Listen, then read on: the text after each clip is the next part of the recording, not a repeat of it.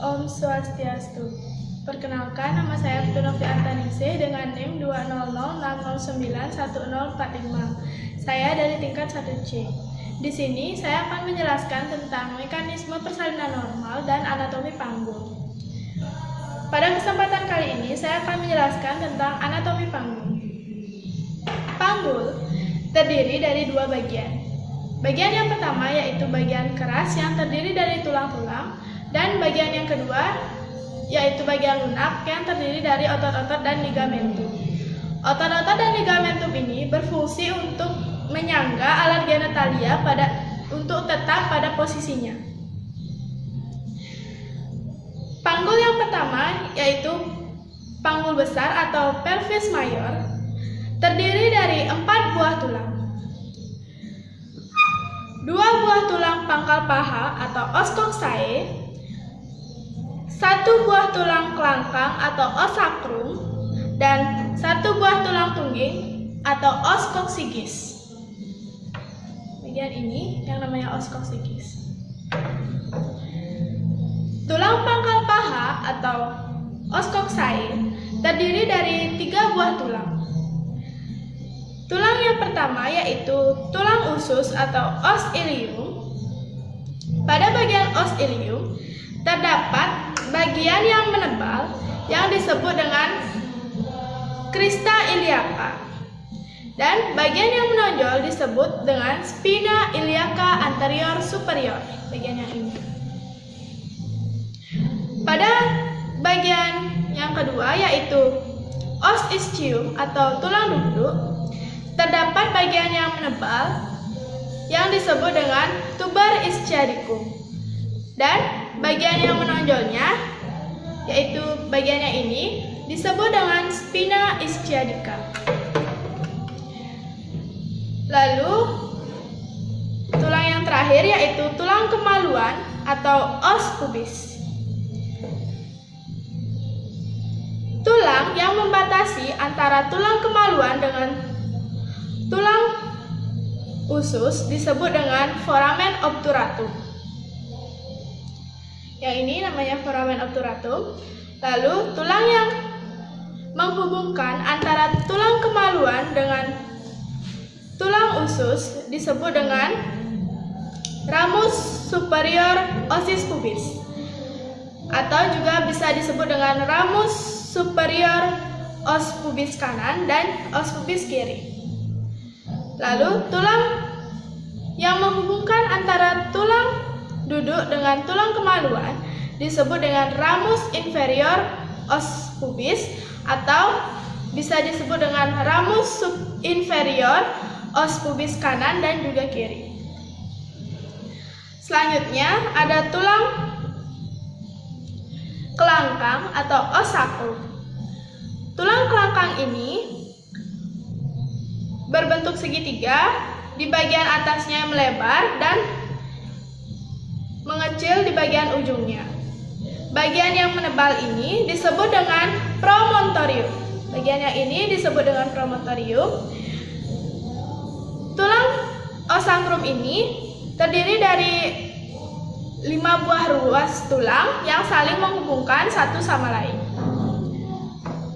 Tulang yang terakhir yaitu tulang tungging atau os coccygeus terdiri dari 3-5 buah tulang yang saling berkaitan.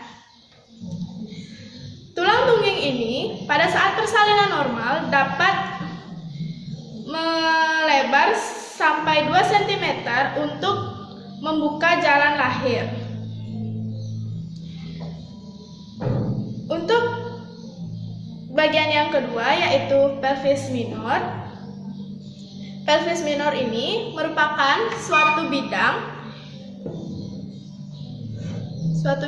dari tulang panggul, di mana pelvis minor ini terdiri dari 3 buah bidang. Bidang yang pertama pintu atas panggul atau PAP, atau juga sering disebut dengan inlet. Pintu atas panggul dimulai dari promontorium sampai ke sayap os sacrum kanan, linea terminalis kanan, ramus superior os pubis kanan, tepi atas simfisis, lalu kembali lagi ke ramus superior os pubis kiri, linea terminalis kiri, sayap os sacrum kiri, dan kembali ke promontorium. Bidang yang kedua yaitu pintu tengah panggul. Pintu tengah panggul terdiri dari dua bidang, yaitu bidang luas dan bidang sempit. Bidang luas dimulai dari pertengahan simfisis pubis, yang ini, pertengahan simfisis pubis, lalu ke acetabulum, ini acetabulum, bagian tengah, lalu ke pertengahan os sacrum 2 dan 3, os sacrum 2 dan 3, ini, lalu kembali lagi ke pertengahan simfisis. Lalu yang ketiga bidang yang kedua yaitu bidang sempit panggul, dimulai dari tepi bawah simfisis pubis ke spina ischiadica, ini spina ischiadica, lalu ke pertengahan os sacrum 1 dan 2, lalu kembali lagi ke tepi bawah simfisis. Bidang yang ketiga yaitu pintu bawah panggul atau PBP atau juga sering disebut dengan outlet. Ini terdiri dari bidangnya berbentuk segitiga yang dasarnya sama yaitu tuberosis ischiadica. Untuk segitiga depannya dibentuk oleh dasarnya tuberosis ischiadica dengan arcus pubis. Ini yang namanya arcus pubis. Lalu untuk segitiga yang di belakang yaitu dibentuk oleh dasar yang sama yaitu tuberosis ischiadica dengan ligamentum sacrotuberosum. Baik, sekian yang dapat saya sampaikan tentang anatomi panggul. Baik, selanjutnya saya akan menjelaskan tentang 7 gerakan persalinan normal. Gerakan yang pertama yaitu engagement. Engagement terjadi apabila bagian terbawah janin sudah memasuki rongga panggul. Terdapat 3 gerakan kepala janin. Gerakan yang pertama yaitu synclitismus, yaitu sutura sagittalis sejajar dengan sumbu jalan lahir. Gerakan yang kedua yaitu asynclitismus anterior, yaitu kepala janin lebih mendekat ke arah promontorium sehingga biparietalis lebih rendah. Ini dinamakan asynclitismus anterior. Sedangkan gerakan yang ketiga yaitu asynclitismus posterior, yaitu kepala janin lebih mendekat ke arah simfisis pubis dan tertahan oleh simfisis pubis. Lalu kepala janin masuk ke lebih dalam ke rongga panggul, ini disebut dengan descent. Gerakan yang ketiga yaitu flexion. Flexion ini yaitu kepala janin yaitu dagu mengarah ke dada, lebih mendekat ke arah dada,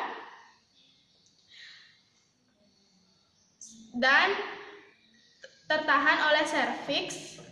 Ini dinamakan flexion. Lalu kepala janin mengalami putaran paksi dalam atau internal rotation dan sejajar dengan spina ischiadica. Ini sejajar dengan spina ischiadica.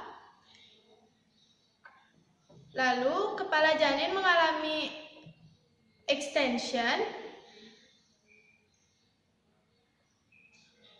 yaitu dagu menjauhi dada atau sering disebut dengan defulsi, yaitu mendongak,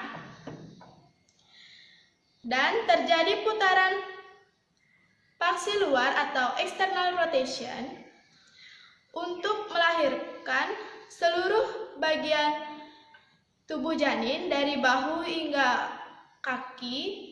Ini dinamakan dengan expulsion. Baik, sekian mekanisme persalinan normal, 7 gerakan persalinan normal yang dapat saya sampaikan. Mohon maaf apabila ada salah kata. Akhir kata saya tutup dengan Paramasanti. Om Santi Santi Santi Om.